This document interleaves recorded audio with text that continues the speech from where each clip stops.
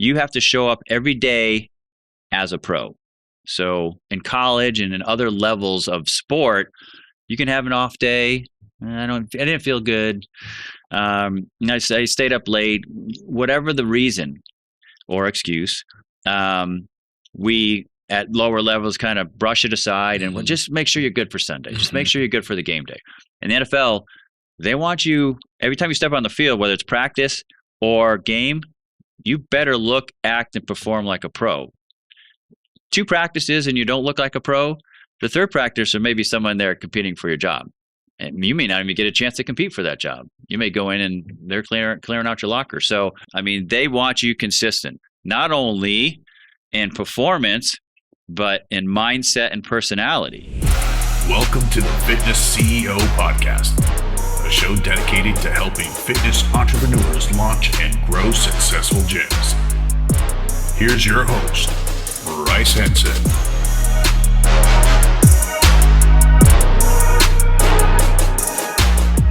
Hey friends, welcome back to another amazing episode of the Fitness CEO Podcast. And before I introduce today's guest, I want to give you a friendly reminder to give us a like, give us a subscribe on YouTube, write us an amazing review on iTunes. That way you can keep producing this content for you for free. So now to introduce today's guest, who is a dear friend of mine, and he has an incredible rap sheet.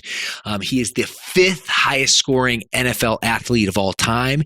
He is a Super Bowl champion, and he has made the Pro Bowl in 1994 with the San Diego Chargers, and he's here to talk to you about how to develop a mindset of a champion and really to be a world-class coach. Welcome to the show, John Carney. Hey, welcome back, friends, to another amazing episode of the Fitness CEO Podcast, and I am so excited to introduce my dear friend, Mr. John Carney, to the show. John, welcome to the show. Bryce, thanks for having me. So we got a lot to talk about today, and as you can see right here, holding up this 2009 World Championship New Orleans Saints Super Bowl ring, which we're going to dive into today. Before I do, want to give you the opportunity just to share your backstory. You know, coming from Florida and kicking and having an incredible career in the NFL, which we're going to talk about today, and also too, your continued career in coaching, but. Give us the backstory, how this all started. Grew up in Florida, actually born in Connecticut, so I'm really an East Coaster, a New Englander, a Yankee. But yeah, down in Florida, junior high school, soccer was my passion. Playing the trumpet was my passion.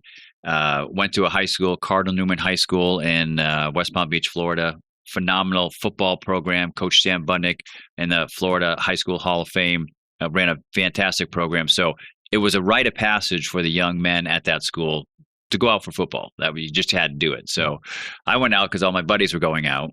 I soon found out that I didn't catch, throw, block, or tackle very well, but I could kick an object. So I learned how to kick a football, punt a football, and that's what I did. My sophomore, junior, senior year was punt and kick. And we had a great running back, Alonzo Jefferson, recruited by everybody around the country. And he attracted all the scouts, the colleges. And Notre Dame came after him strong, and he decided to go to Notre Dame. And my coach, who's also a Notre Dame grad and a former Marine, was pushing me to the recruiters. And they said, well, you know what? We got the guy we wanted, Alonzo Jefferson. We got the All-American running back. We'll take the kicker as a walk-on. And that's how I got to Notre Dame. Oh, that's incredible. I knew you went to school there. I did not know that story. So considering your storied career in the NFL, and I hit this in the intro, but by the way, he's the 5th highest scoring NFL athlete of all time, which is absolutely impressive. So you certainly had a run in the show. But what about your Notre Dame experience? Getting you walked on, it was kind of a fortunate situation, but what did that look like, and how was your 4 years there? It was amazing. Loved my time there in South Bend. Great university. And walked in and my freshman year had an opportunity to kick off as a freshman, which happened. So as a freshman, I got to travel with the team and kick off, and that was great. We had a 5th-year senior, Mike Johnson, who was a phenomenal kicker. So I learned a lot from him and got to see him go out there and score points because most freshmen really aren't ready to do that anyways at 18 years old. So I got to see him do that, but travel and kick off. And then my sophomore through senior year, do the field goals as well. And loved my time there. I did finish my my career there with some records, and which again, I never set out to do any of this. To be honest with you, like I said, soccer was my passion. Playing the trumpet was my passion. So this was just like all icing on the cake. Although I saw opportunities in front of me. For instance, hey, I can play on the University of Notre Dame football team, this historic tradition of football around the country and around the world. So put all my efforts and focus on, hey, I need to do everything I can within my power to try to make this team, to try to play, to try to get on the field. But that's as far as my vision was going. Just, can I play here at Notre Dame? And at the end of my college career, some coaches and some murmuring about, hey, this kid may be able to play on Sundays, and it was like, oh, really? In the NFL, me in the NFL? So then I was like, so this didn't occur to you towards the end of your career at Notre Dame? No, not until I started hearing these murmurings, like, hey, this kid maybe can play at the next level. And so then I kind of turn the knob again. Okay, well, now I need to do everything once again to focus, and what bars do I need to meet? What levels do I need to meet to be considered, a valid option at the NFL level? And so then I started that journey. We're going to talk about that journey here momentarily. Before I do, looking back at your Notre Dame experience, which is just an incredibly storied program, what would you say was the big highlight and low light of that experience? So big highlight, and being in Southern California, the folks here will love this. We went 4-0 against USC. So we did not win any national championships when I was there, but we had some big wins, and a win over USC is always a big win. Especially for those our audience are not familiar, USC and Notre Dame just have a crazy rivalry, so that's pretty cool. But it's a great rivalry. It's it's been going on for probably over 100 years, and Newt Rockne started it way, way, way back when, and it's a great rivalry. And both universities and both football programs respect each other, and have hosts of Heisman Trophy winners and national championships, and we love to grind each other about the rivalry. I had many great bets with Junior Seau and other SC grads that I got to play with in the NFL. Oh, wow! But those were highlights. Beating USC. Lowlights, we just didn't win enough. My junior year, our head coach reached the end of his contract, Jerry Faust, who was loved the guy, but just wasn't getting enough wins to keep everybody happy. And so then Lou Holtz came in, and that was quite a changing of the guard. And I got to play for Lou my senior year, which was an amazing experience. He's a very tough coach, demanding coach, but a great coach. And he prepares the team, no matter who you're facing that week, he prepares the team in the manner in which we got an opportunity to win this game. And we had a turnaround season my senior year. That was Lou's first year, and then they went on to win the national championship 2 years later. And that's when you shifted off to the NFL. And we got a lot to talk about there as I teed up. We have John as a Super Bowl winner. He's a Pro Bowl winner as well, I believe in 94 for the Chargers. He is the 5th highest scorer in NFL history with a total, if I have this right from your Wikipedia page, 2,044 points. Would that be fair to say? 2,062, just if anybody's counting. So. There we go. Wikipedia, we need to update that, which is absolutely incredible. So I really want to, understand high level, break that down, that success. Before I do, I think it's really cool. We were talking off camera as well, but your entry point, you weren't, highly recruited, all these different offers coming into the show. And I think you spent 23 years, definitely north of 2 decades in the league. But for your start, you walked on to the Bengals. And so I'm just curious on how that, transpired, and then how you were able to go from a walk-on and to have this incredibly storied career. Well, very fortunate. We had a coach from Notre Dame that went to the Bengals that year. So in NFL terms, they'll call it a free agent, a non-drafted player. So the Bengals were my first taste of the NFL. Spent some off season in training camp with the Bengals, and then right prior to the first preseason game, they said, thank you, John. We've seen enough, and clear out your locker. It's time to go. So that was my first shock. As Brian Adams says, the first cut is the deepest. So I was like, oh, me, I'm supposed to be playing for the Bengals this year. Don't you guys know that? So that was a shock to my system, but a learning experience. And the first the first taste of this is a business, and it's not about team, but it's a business first. So I had to bounce around and tryouts, learning, going back to the lab. What do I need to do better to really be considered a choice for the job? So speaking of going to the lab, and I want to kind of dive in a little bit, especially our audience are interested in entrepreneurship and business ownership, and specifically fitness business. And one of the things that we really teach at Fit Body Bootcamp is to be able to look at game film and be able to get your coaches on film, give them what they're doing well, and then opportunities for improvement. So when you talk about going to the lab, certainly when I think of NFL, I just think of like you guys play on Sundays and you're watching game film like literally soon thereafter. From a kicking perspective, what does that look like? Did you guys, watch game film? Was it that intensive? And then how did you, take that feedback, and what sort of adjustments would you make for the following week? So absolutely. I mean, and there's the preemptive game film. So going into a game, watching the stadium, everything that's happened in that stadium in the last weeks leading up to your game. So have there been field goals missed or punts shanked in certain directions that I need to be aware of? So when I get to the stadium and I'm going through pregame and observing the environment, I may have picked up some of those cues prior to getting there from the game film.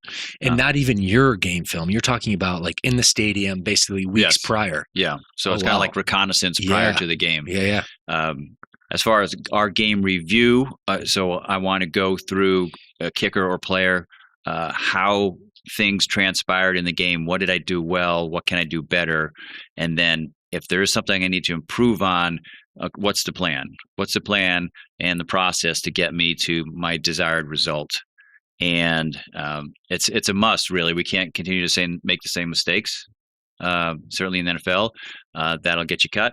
So we have to be able to troubleshoot on the run, troubleshoot real quickly and know the answer real quickly so we can get back in the saddle and be successful our next attempt or our next game so we can move on with the team and move on with our career. Super intense. The next question kind of around this same, mindset, speaking of mindset, is like life, business, athletics, NFL, it's really what's in between, the 6 inches between your ears. But I feel like from a kicking perspective, it's just even that much more. And on my very miniature scale, I remember when I was a senior in high school, a soccer player got asked by the head coach of the or the football team to actually kick. So my first game ever ended up kicking a field goal, beat our arch rivals to win homecoming, got carried off the field, which is awesome. Wow. Which is really cool experience. Nothing compared to this guy right here. But I remember vividly one of my best buddies in the team at the time. He's a captain. He's a linebacker. And he said, before my first game, and he's like, Bryce, prepare yourself, because when you're the kicker, you're either the hero or you're the GOAT, and you don't want to be the GOAT.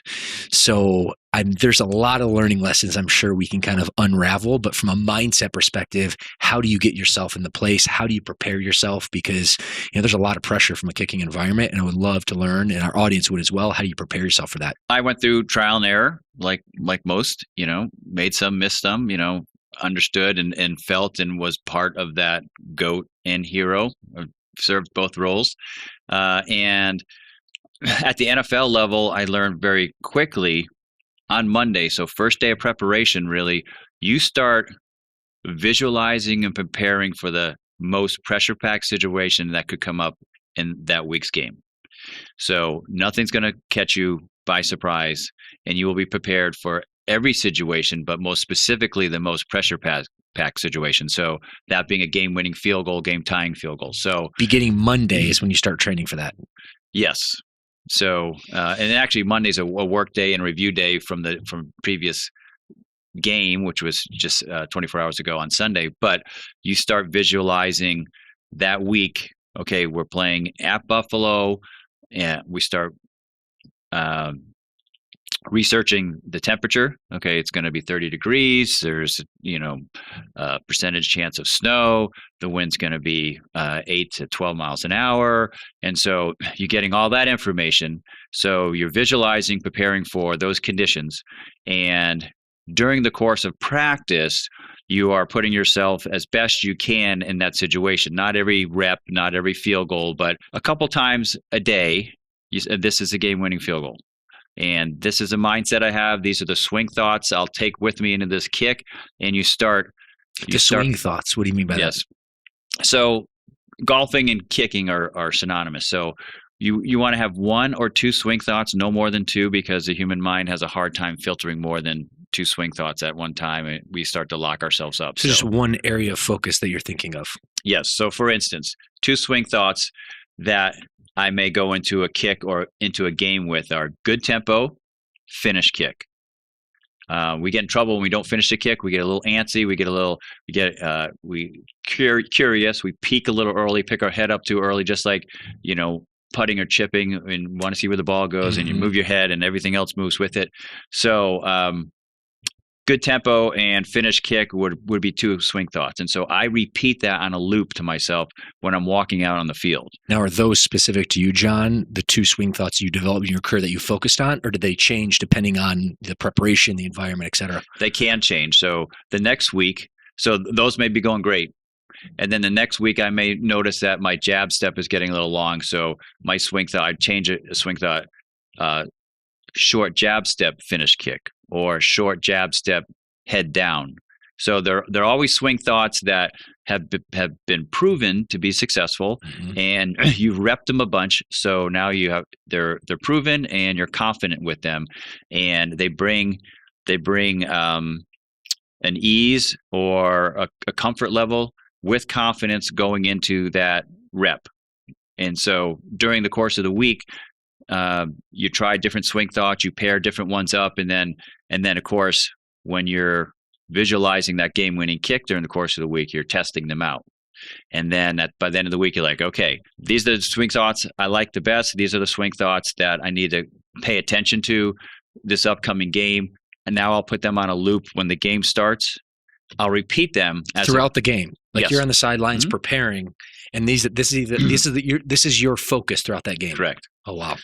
So we're keeping it stupid simple, right? Yeah. So it does two things. One is, as you walk out on the field, because they're proven to work, they bring confidence and comfort, and they reduce the anxiety level because these swing thoughts work. The second thing it does, which is almost as important, is because you're putting them on a loop and you're repeating them to yourself, you're insulating and protecting your mind from distracting or negative thoughts from entering your thought process. Like, don't miss it like you did last week, or, the papers are going to rip me up if I miss this kick, or, my cheerleader girlfriend's going to break up with me, whatever is the case that is a negative or distracting thought that has nothing to do with making the kick. So, and it goes back to process, following your process versus getting overly concerned with the outcome. And that's another key to the mental game is focus on process. That will lead you to the desired outcome. When you start focusing on the outcome, then that creates anxiety, like, oh, I got to make this kick, and we really need this, and if I make this, we're going into the playoffs. And none of those thoughts or statements have anything to do with making the kick. The only thing the thing that makes the kick is the process of good tempo, head down, good tempo, finish kick. Those are the elements that'll get you to that outcome that you desire. And John, there's so many. I'm thinking outside in, never played with the NFL, never played in the show, never won a Super Bowl. But when I'm coaching different entrepreneurs within our franchise system, there's so many, I guess, connections to business, right? When you mentioned, focus on your two swing thoughts, I'm thinking from a business perspective, prioritize and execute. Like if everything's a priority in your business, then nothing's a priority. So from a business owner perspective, you need to focus on the one or two big needle movers, make that your full focus, and then the result will take care of itself, to your point, if you focus on the process, which also Nick Saban, huge fan as well. I mean, that's like his mantra. So love that. Thank you for that insight. Never actually heard of swing thoughts before. So that's incredible. Now, transitioning, there's still a lot I want to cover in terms of NFL. I want to kind of touch upon high level and have some more granular questions, but would love to hear three significant, pieces of your story in terms of highlights. In '94, you were awarded the Pro Bowl for the Chargers. Then fast forward in 2009, you won this piece of hardware right here, and then looking back at your career, spanning over 2 decades, you scored 2,066, 62. Update that, but the 5th highest NFL score of all time. So would love to kind of hear your thoughts, if you want to take a 30,000-foot view, unpack those, break those down, and provide some clarity about those 3 highlights. When I graduated from University of Notre Dame and started my NFL journey, and then the Bengals said, "Thanks for coming," that's when I realized, okay, this is not going to be as easy as I thought it was going to be. And again, I had to learn what's the NFL looking for from a kicker, since that was my job description, that I'm not providing them. And so I learned about consistency.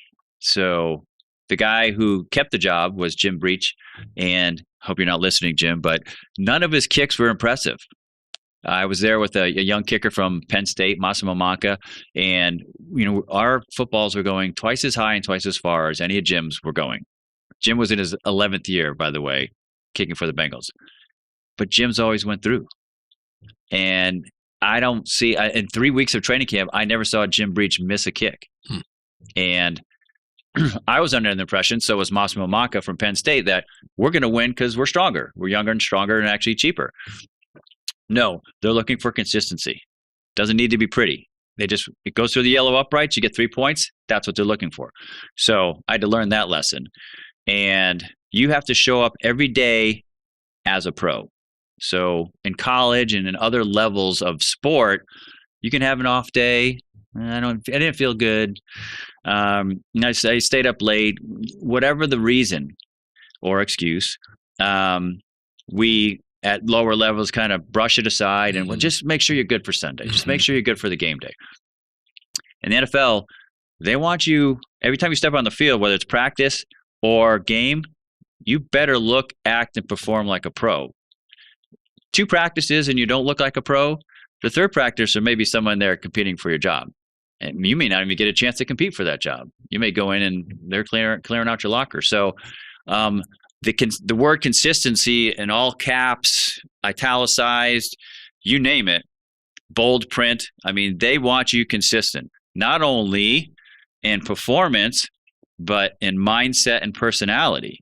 So they don't want the Dr. Jekyll, Mr. Hyde guy who comes in one day and he's excited and energetic. Next day he's kind of sullen and depressed, and the next day he's angry. They don't like that. Those emotional or personality roller coaster guys. They want you plain Jane every day, middle of, balanced. Now, John, is that when I think of like a kicker, you want like ice in the veins, right? You want cool, calm, collected. Maybe some for their field players, depending on the position, but also too, consistency is just, a staple of anyone successful. Are you specifically referring to, punters and kickers, or are you talking about field players as well? That consistency, kind of cool, calm, and collected presence. Mostly kickers and punters, to be honest with you. Quarterbacks too, to some extent. Players that need to maintain composure. There are other positions where emotions run high and it actually benefits the player. So I want an emotional, energetic linebacker who maybe sometimes is angry. Popping heads. I like that, So as a coach, but for someone who's handling the ball like a quarterback, kicker, punter, we want the real level-headed guy that shows up every day as the same guy, same personality. He doesn't have multiple personalities, and the coach can count on that same guy showing up every day at practice, every day during the game. I tell my clients, my kicking and punting clients, coaches love the boring guy. The boring guy who shows up, he's the same guy every day, kicks the same ball every day, And he's just so boring, but so consistent. They can sleep at night the night before the game, knowing that tomorrow Bryce is going to show up. He's going to dress the same. He's going to act the same. He's going to prepare the same, and his performance will be the same. And now that guy can rest because he's not worried that Bryce is going to show up tomorrow and be somebody else. I think that also very much translates to the gym business and our business. I mean, you want your precision athletes, your general manager, your client coordinator, your admin people who are, dealing with your clients off the mats. You want them cool, calm, and collected, high level composure, consistent as the day is long.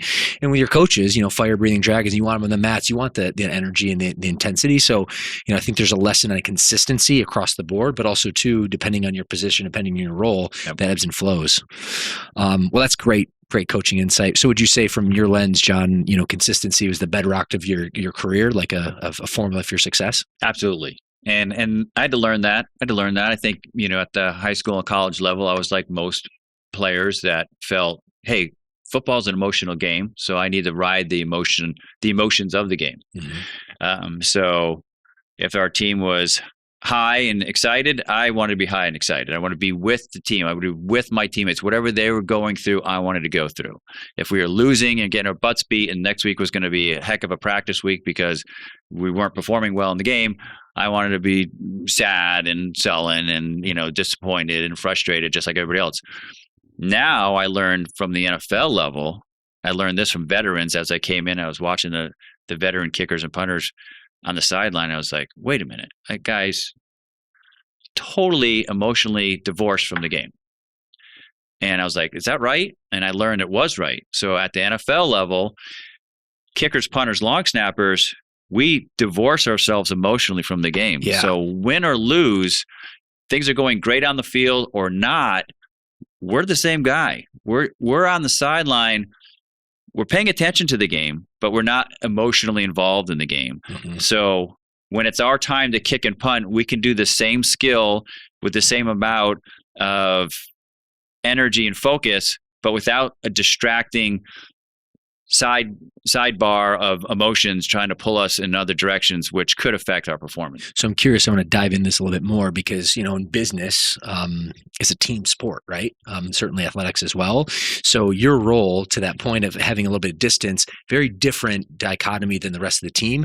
While you had to stay cool, calm, and collected in your own mental space because the level of precision and I feel like pressure for your roles is very different than the average field player. How did you maintain that separation from an emotional perspective to keep you focused in at the task at hand, but also to that point, still, work with the team because at the end of the day, you're still a team unit. So, what was that dichotomy look like? And then how did you still, make sure it was a point that you still were viewed as a critical part of the team by your other teammates? So fortunately, as you go up the ranks from high school, college, and the pro, your teammates all gain maturity, right? Fortunately. And so at the NFL level, I'm counting on the quarterback to do his best job. So whatever mindset he needs to have to do that best job, go do it. He's counting on me to be the best job, do the best job I can as a kicker. So whatever mindset I need to get that job done, he's cool with it. So if I don't look like I'm involved or attached to the team or excited about the team's success during the course of the game, they're cool with that because they know I've created this mindset and this system of this is what makes me kick best. Mm-hmm. And what makes me kick best is what's best for the team. When the game's over, I'm as excited as anybody. I want to go high five all the guys that had a great game and hug coaches and be very excited about the win. And if we lost and it was very frustrating, disappointing loss, I'm going to be sad with everybody else. But when it's game time and there's still time on the clock, I need to have the ability to go ready to kick, ready to go do my job at a high level. So I can't allow my emotions to chase the game. That's incredible. And it's a focus on like the task at hand, what you're there for, but then also too, when the game breaks, still being part of the team. Yeah. All right, John. What else do we want to talk about the NFL? A lot of things here. If you were to take a look back, at your body of work, in the NFL, what would you say, were a couple big highlights? And then on the flip side, what would be some big lowlights? And really what I'm looking for the lowlights is some lessons that you learn along the way that can be very applicable to our audience. You mentioned one in '94, Chargers. We had a Cinderella season. We go to the Super Bowl. I was voted to the Pro Bowl along with, I think we had maybe 6 or 7 other Chargers. So we had a lot of guys who performed very well that year. Junior Seau on that team? Junior Seau was on that team. Yeah. And great, exciting season. We got our butts kicked by the Niners. We ran into a 49er team that was just phenomenal. I remember that, actually. Half that team went to the Hall of Fame. They were so good. So I had a good seat for that game. Yeah, right there on the sideline watching that. You had a much better seat than I did. I remember that game vividly. But still a great experience. And then when I went down to the Saints, which was I wanted to finish my career as a Charger. We had new management come in 2001, and they didn't announce it, but their plan was to flip the team. And so I was just part of that first wave of, hey, thanks for playing for the Chargers. We appreciate it. We're going in another direction. That's key for it. We're going in another direction. Yeah. But within 2 years, they got rid of everybody on that roster except for 2 players, our long snapper and a defensive tackle. So they cleaned house. So I ended up down with the Saints, and that was crazy. But ended up loving New Orleans, loving the New Orleans Saints, had a lot of wonderful experiences down there. We had another Cinderella season in 2006, Sean Payton's first year there, Drew Brees' first year there, Reggie Bush's first year there. And we went all the way to the NFC Championship game and got beat by the Bears, who went on to get beat by the Colts and Tony Dungy. And so that was a very exciting season down there. And then in 2008, I was replacing Lawrence Tynes. Actually, not replacing. I was filling in for Lawrence Tynes, who had been hurt for the Giants. They just won a Super Bowl the year prior. 2007 they won? 2007. And 2008, he was hurt in training camp. They brought me in at week 1 of the season and ended up playing the whole season there and going to the Pro Bowl as the oldest player ever to be voted to the Pro Bowl at age 44. Good and Jeff Fiegels, who's a punter there, who is also very old. We were peers of each other. He was 42, and we were both voted to the Pro Bowl. So both the Giant punter and kicker went to the Pro Bowl that year. So that was an amazing experience. The team was phenomenal. The team should have won another Super Bowl. In December, Plexico Burress, who was our number 1 receiver, shot himself in the thigh in a nightclub. I think he went to Michigan State. I went to school there. It was a very embarrassing moment to hear that. Our offense kind of tanked after he left, and we just never could get that offensive power that we had early in the season. But we were the NFC number 1 seed going into the playoffs, so we had a great team, but we really needed Plexico part of that offense, which he wasn't at that point. And then, of course, what you mentioned, 2009, the next year, the Saints called me up. We have our kicker's going to be suspended for a while. Can you come in and fill in for him? Sure, sounds great. And then ended up spending 11 games kicking for these guys. We finally plugged another kicker who was Garrett Hartley, who at that point I became very good friends with. Thomas Morstead, who was a rookie punter, also became very good friends with. So when we plugged Garrett in, which was week 12, the coaching staff, they kept me active for 2 more games. And they said, we're going into the playoffs. Now we, the NFC, the New Orleans Saints, we're the number 1 seed in the NFC that season. We don't want you to leave, John, because we see that you are mentoring Garrett and mentoring Thomas Morstead. So there's a chemistry there between the 3 of you. And, coaches are super statistic. And kickers too, right? And kickers. So they didn't want to disturb the chemistry. So they turned me into a coach. So on a Monday, I was a player. And on a Wednesday, I was a coach. And I was the kicking coach for the rest of the season and into the playoffs and for the Super Bowl. So I did not get the kick in the Super Bowl. I kicked 11 games in the regular season. Then I became the kicking coach for Garrett and Thomas Morstead. And that was a whole nother view of the game. Drew Brees was your quarterback in this year. Correct. And it's interesting that you transitioned from the kicker to a coach, which is probably a good segue to Carney Coaching, which we'll attack, but kind of put a bow on it. Again, you kind of showed some highlights, but I want to also, dive into any learning lessons or lowlights.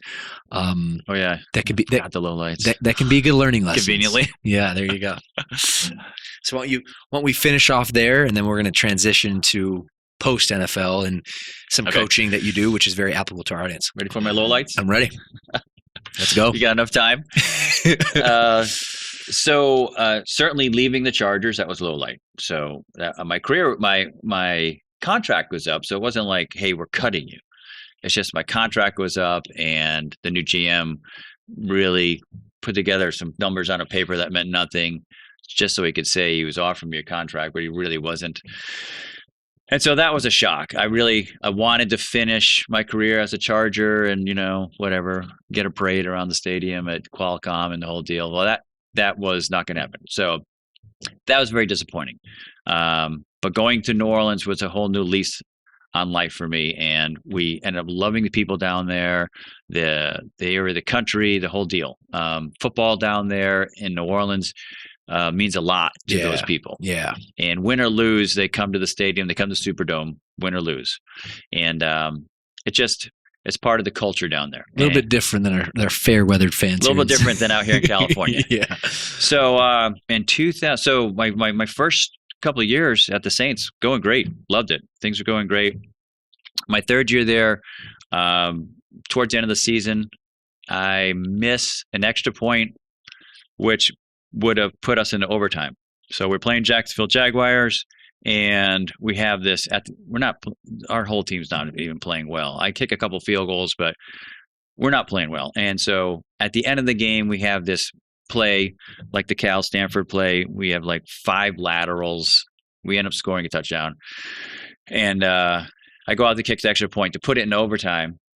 And of course, I'm waiting out there for 10 minutes because they're reviewing to make sure all the laterals are legal and everything. Anyways, we finally go kick the extra point, and I miss it. Oh. So end of the game. And we had one more game, which we won the next week. I kicked some kicks, but New Orleans hated me. The press wrote it up as Carney keeps the Saints out of the playoffs, so because it makes a really good story. So let's just, that whole off season, I was arch enemy number 1 in New Orleans. And, obviously they're going to bring in competition for me. And that was really tough. And I remember telling my wife, Holly, that this career has been, very rewarding, but had to work very hard, had to sacrifice a bunch, and I don't want to go out on a sour note. And I don't want this to be my signature play of my career. So went back to the lab and just rededicated everything I could. Just kind of put the blinders on and no vacations. I'm all in, committed. I'm going to make this work and get this right. And so that's what I did. And then won the job back. And I think 3 or 4 games in the season, we're playing the St. Louis Rams, kick a bunch of field goals, a couple over 50, kick another field goal to go into overtime, kick another field goal in overtime to win. And then New Orleans finally forgave me. They finally stopped hating on me. But that was tough. That was tough to get through. But at that point in 2003, I was 39-ish, and I was probably figuring at that time, a couple more years, we'll call it a career. This has been great, been very fortunate.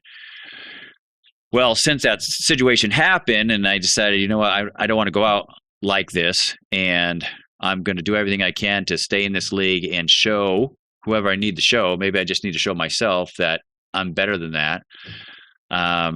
End up playing like 7 or 8 more years and go to the Pro Bowl and go to the Giants and go with these guys and get a Super Bowl, which may not have happened had that low point in Jacksonville not been the low point, which really forced me, in my terms, forced me to really recommit and kick myself in the butt and go, hey, let's get going. Let's not go out like this. So I can draw some conclusions, but what would you say is the biggest learning lesson in that moment that you can share with the audience? Well, there's technical things, things like, okay, there's reasons why I missed a kick that I should have known better. And they're just technical kicking stuff that I should have paid attention to and stayed with some of my original kicking mental principles instead of second guessing myself. But I did. So it happened. So I think the principles would be at any game, at any time, things can go sideways. So that's motivating. Fear is a great motivator. Failure is a great motivator. So that really pushed me into a whole nother level of preparation. Like if this can happen at any time, then I mentally, physically, emotionally, spiritually, I need to be really strong going into every contest because bad stuff can happen. And then all of a sudden feels like the world's coming down on you, certainly with the media these days. So that helped me prepare at a whole new level and never take it for granted because sometimes you get a role, whether it's the NFL or it's just your job or your career, and just things are happening easily and everything's falling in place and everything's so smooth. That's when you probably need to step back at some point and check yourself and go, I better make sure I'm doing A, B, C, D, E, and preparing and watching my P's and Q's like I did years ago when things weren't going so well to make sure everything continues to go smoothly because comfort can get you. Being too comfortable can get you. Totally. Well, that's a great takeaway. That's a great story. Good on you, John, man. That's incredible. And I appreciate you sharing that tale with our audience. What's up, my friend? Bryce here. Now, you might know me as the co-host of this podcast and the CEO of FitBody. But what many people don't know is that I actually began my journey as a FitBody franchise owner. Now, being an owner, I wake up every day absolutely doing what I love. I live my passion. I help people transform their lives and have both financial and personal freedom. And it's for these reasons and many more that other owners join the brand and open their own FitBody locations too. So if you're looking to build a highly profitable business, take charge of your life, and create an impact in your very own community, then opening a FitBody gym might be a perfect fit for you. Now, to see if a territory is available in your area, as we have very limited spots due to our incredible growth, go ahead and visit our website at fbbcfranchise.com to complete an application. Well, thanks, and back to the show. And perfect transition. We still got some time left. I want to transition to post-NFL and really Carney Coaching. So I'm leading the witness here. Obviously, I have insight to your business, but this is very applicable to our audience who are interested in business and entrepreneurship and running their own coaching business, specifically in fitness and fat loss and health and nutrition. And you certainly do that as well, an extenuation of your NFL career. So can you talk to us a little bit about what Carney Coaching is, first and foremost? So Carney Coaching, we coach, mentor, teach kickers, punters, and long snappers at the high school, college, and pro level. So that coaching, teaching, mentoring comes in the form of private one-on-one sessions, clinics, camps, combines, strength and conditioning. What's a combine for those who are not familiar? Combine is when a league or team is looking for players and you're going to run them through a series of exercises and drills so they can show their skill level. Kind of like a tryout. Tryout, exactly. So for instance, the NFL Combine. So the NFL Combine collects all the top college football players and bring them out to Indianapolis, and they run them through everything from 40 times to lifting to drills and throwing and catching. And the scouts, the coaches from around the league, they rate them and they rank them, and that's how they get their draft. And we're going to draft this guy, we're going to sign this guy as a free agent. So that's when they do all their top level evaluating. And so I run combines, several combines for different leagues for that reason. So we will collect kickers, punters, long snappers. I will put them through these drills. We'll film everything. I'll make sure that they're challenged during the course of the day And then scouts and coaches can decide, okay, we like that guy. Let's bring that guy onto our team, and that guy is going to be on our short list, and so on and so forth. Copy. Next question. I'm curious from your process from a coaching perspective. What does that look like? You talked about game filming and setting things up, but really what I'm looking for, not only the technical process, but also some tips and some guidance for our audience who are interested in more nutrition, health, and fitness coaching. But I'm sure there's a lot of parallels there. So what's your coaching process, and really, what are some recommendations for our audience on how to develop their coaching skills? I think it's important that a coach assesses the client or athlete very well. So when I'm working, let's say a young kicker comes to me, I want to assess his physical abilities, his physical shape. So is he in shape? Meaning, does he have cardio? Physically, does he have the muscle structure to be a very good kicker? Is he balanced? Does he have agility? Do we need to work on some of his explosive work because he's just not explosive, and we need to get some plyometrics there.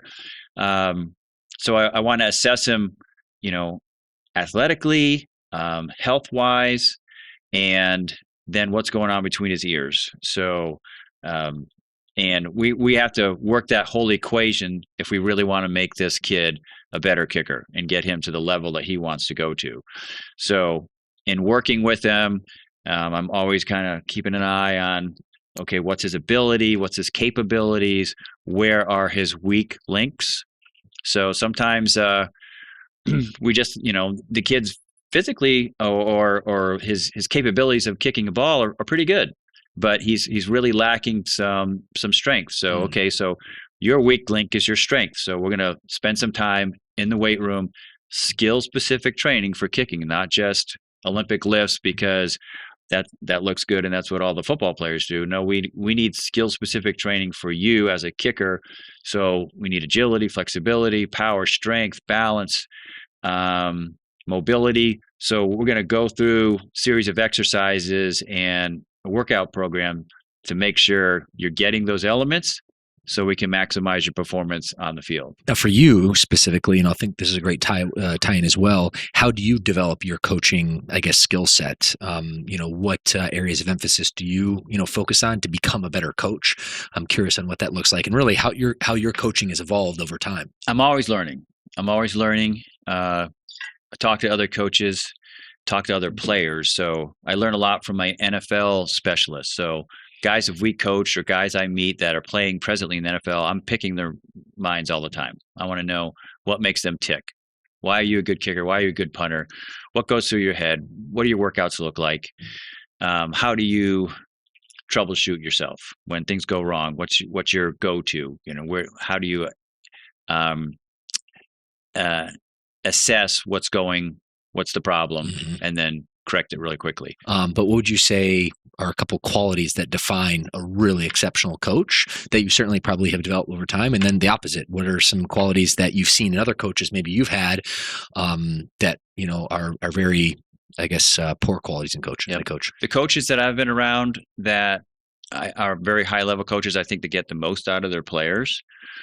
They are very intuitive and they understand how to motivate players or how to reach players.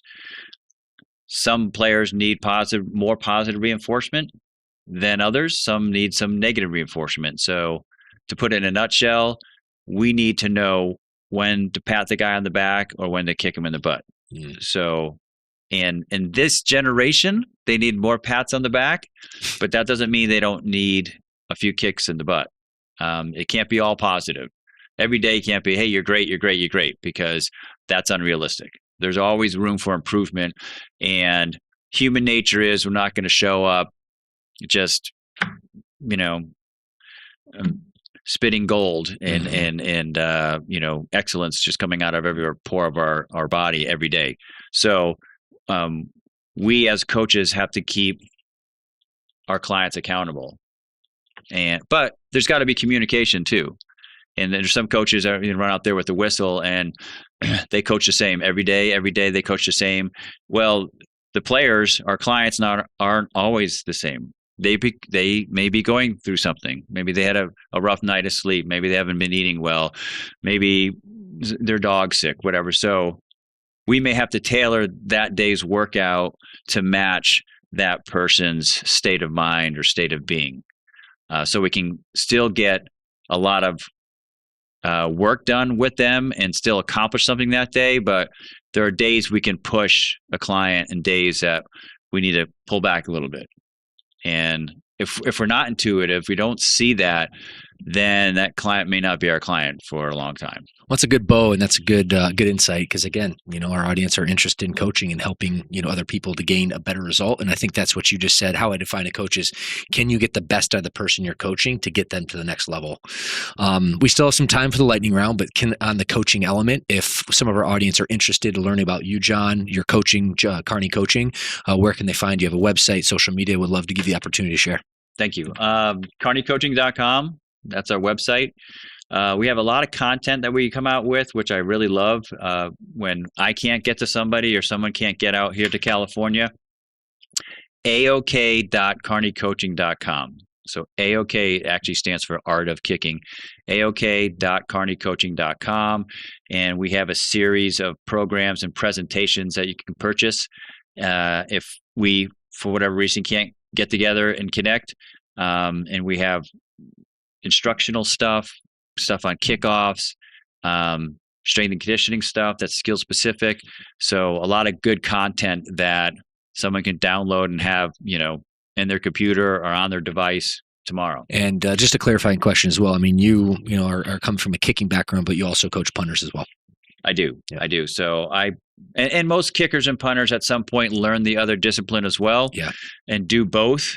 At the NFL level, that doesn't happen because it's just too specialized, and there's only one kicker and one punter, so you don't have backups that help fill in for all the volume of kicking and punting that takes place during the course of the week and during the course of the game. Plus, if you have a combo guy on Sunday, so let's say you are the Pittsburgh Steelers and you decide that I'm going to save a roster spot and I'm going to get a kicker who punts, and he'll do all the kicking, the punting, and the kickoffs for the game.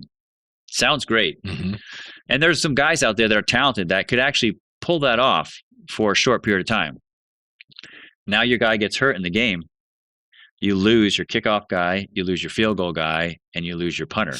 Painful. So now you're in big trouble. So that's another reason why we don't do the combo guys at the NFL level. But yes, I do have a background in punting. And actually Mike Cyphers, who is the great punter for the San Diego Chargers, has been working with our punters as well recently, and it's been a huge benefit and value to our punting group. Well, I appreciate you sharing. And friends, if you have someone in your life that is interested and needs some coaching around the kicking, NFL, that's the goal, right? But punting, John's your guy. John, we still got a few minutes left for the lightning round if you're up for it. I'm ready. All right, let's finish with a bang. What's your biggest passion today and why? I still love kicking. I still kick. Not very well, but I love kicking with the guys. And I love working out. I love training, and it's fun to go around the weight room and create new exercises and see, hey, this might work. This might have value to what we do as a kicker or punter. And so we're always trying to come up with the next best exercise that no one's thought of yet, that's going to really benefit our kickers and punters and keep us on the leading edge of training. Cool. Looking back to your NFL time, what is a very unique value bomb that many people probably should know about the life of a kicker in the NFL, but for whatever reason they don't, and you want to elaborate or enlighten them? It's very rewarding, but it's rewarding at the end of the game when the work and preparation that you put in during the course of the week, again, mentally, physically, emotionally, spiritually, everything, the whole piece of the pie that you've prepared for, it comes to fruition and things go well in the game, and you felt that you had something to do with the outcome of the game, and it's a favorable outcome, and you would get to walk off the field. We always say walk off the field exhausted and victorious, and that's very rewarding. But another value that I took away from the NFL in observing some of the top players that I was fortunate to play with, the Drew Brees, the Junior Seau, there's three types of players that I got to see in the NFL. I put them in three different categories. There is the highly gifted, physically talented kid who was born with just amazingly athletic DNA. Mm-hmm. And his whole life, he's been almost the best at any sport he's ever played. Mm-hmm. And he does it in high school, college. Now he's made it in the pros. There's that guy, okay? But because things have come so easy to him, he never really developed a great work ethic because things just happen real easy. His career actually doesn't last too long. I'll give him 5 or 6 years, seven or 8 at tops. Then there's the guy who was not born with all that gifted, talented DNA, but it just is a grinder and just loves to train and just loves to find ways to get the job done. You know, the lunch pail guy who shows up every day, and you can't outwork this guy. He many times has a very long career, and he's very, very, very dependable because he's a grinder and he's going to do everything he can. He's going to get every ounce of performance he can out of his body. Then you have the guy that has both those qualities. The gifted, seriously gifted, high talented DNA guy who's developed a work ethic. That's the Drew Brees. That's the Junior Seau. Those guys are the Hall of Famers. They do have long careers. And Tom Brady, I mean, okay, the GOAT. But those guys do have long careers. And it's amazing to see someone that gifted, that talented, work that hard and be that committed. Just watching him in practice. You pay money. You buy a ticket to watch Drew Brees in practice or Junior Seau in practice. Junior used to say, I get paid to practice. The games are fun. I get paid to practice. And you watch Junior Seau or Drew Brees go through an NFL practice, it's all on. I mean, there's no resting. There's no sitting still. There's no sitting by the water cooler telling jokes when, someone else is out there. I mean, they are busy for 3 hours from the moment the practice starts to the moment, and they are busy and they are full go. And that's why in the games, it's no mistake. When they're making huge plays, that's no mistake. They've been doing it all week long. Oh, I love that. I get paid to practice and the games are bonus fun. Yeah. That's incredible. All right, John, I got one more question for you. And we went through your athletic career and also your coaching career. And certainly this audience is interested in coaching and both for that matter. But being a coach, you've continued to give incredible coaching advice to the ones you mentor. What would you say has been one of the best pieces of coaching advice you've ever received, and why, to take us home? Don't ever call it quits on a client too early. And I don't know, I actually just realized this a few months ago, or put this in the words, but I've seen coaches over the years, players having a bad week or a bad month or a bad year, a bad season, or the player's not even on a team. It could be a client. It could be a client like just comes to the gym and they're working out, and they're just, the light bulb hasn't turned on yet. And too many coaches give up a little too early. And I've had clients that go back to the kicking and punting world that didn't look like they could walk and chew gum. I mean, they just didn't have a lot of God-given natural athletic ability. But for whatever reason, they were passionate and they liked kicking and they liked punting and they wanted to continue to do it. So I continued to coach them and spoon feed them. And the progress was just by small increments. And then one day the light bulb comes on, they turn the corner. So I had a client like that. Okay. I started working with him freshman or sophomore year in high school. I was like, and his dad's talking to me a lot. I'm like, I didn't want to say to his dad, I don't know if your son's ever going to play it down in high school. Light bulb turns on. His senior year, he goes 7 for 7 on field goals, and one of those was a game winner. And then, I have another kid who is very similar, and he's doesn't look athletic, doesn't have an athletic build, and his mechanics were all over the place kicking wise. He's kicked now for 2 different colleges. and he'll be the starting kicker again for another college this upcoming fall. And I've just seen some coaches like turn the lights off on kids too early, and just be careful of that, because sometimes these kids that just need one more push, one more maybe pat on the back or kick in the butt, or maybe just there's one more piece of the pie that is close, and it just, as soon as it clicks into the puzzle, boom, they're off to the races, and it may change their life. And it's certainly rewarding as a coach to see someone you're like, wow, that kid came a long way, and look what he's doing now. And I love that. It's so rewarding. And so if I could tell you something, coaches, just be patient and don't turn the lights out on a kid too early, because they may turn the corner, and you'll be very pleased to see what they can accomplish. Sage advice, my friend. Appreciate that. Appreciate you. And before we sign off today, I just want to take a second to acknowledge you. And it's been an awesome last few years of befriending you. Our buddy Steve provided the introduction. Extremely grateful for you showing up today, be able to provide a lot of wisdom to our audience, who you are as a guy, your storied career, the humility that you bring to the table. And I don't think you know this, but I'm going to share a story that you really impacted my leadership. And I'll always forget this. And this was pre-COVID. Just in the other room, we had a mastermind with some of our top owners within Fit Body Bootcamp, a leadership coaching program, and really developing them. And I interviewed you, and you were able to articulate your story, your vision, your learning lessons to our group. And you were talking about a moment in time, and I can't specifically remember what kick you made when you were telling the story, but you talked about the fact that we made the kick. And I stopped and I said, John, do you mean you made the kick?